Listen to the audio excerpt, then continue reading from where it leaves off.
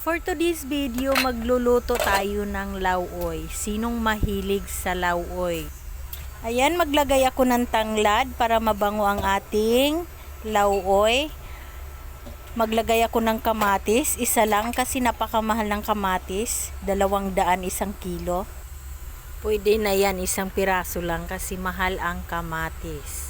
At maglagay rin ako dito ng 2 daing para medyo malasa ang ating lauoy. Ayan, daing na tuyo ilalagay ko.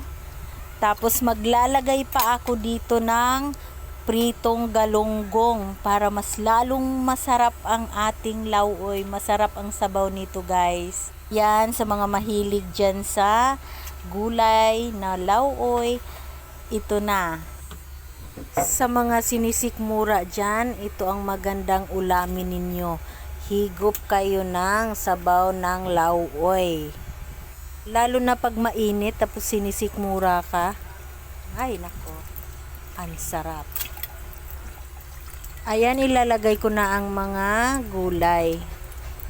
Iba't ibang klaseng gulay. Ihalo-halo ko na yan, guys. Kahit hindi pa kumulo, sinama ko na sila lahat para pagkulo sabay-sabay na silang maluto. Ayan, excited na ako maluto yan, guys. Ang sarap humigop ngayon ng sabaw. Pwede rin kayong maglagay ng ibang sahog, yung iba karne, yung iba dilis. Masarap din ang dilis. Ayan, kumulo ng ating niluluto.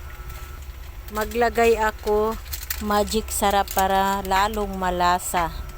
Ayan na, guys, malapit na matapos ang ating gulay. Maglalagay ako ng mga dahon-dahon dyan sa luyot. Ayan. Alam nyo ba ang saluyot, guys, ay mayaman sa vitamin A na nakapagpapalinaw ng mata. Mayaman sa calcium, potassium, phosphorus, iron, at ito ay mayaman sa antioxidant. Mayaman sa fiber, at ito ay nakakaganda ng kutis. Sustansya ang ating niluluto ngayon dahil may iba't ibang gulay tayong hinahalo at iba't ibang vitamins ang ating makukuha nito. Kaya, guys, magluto na kayo ng lauoy.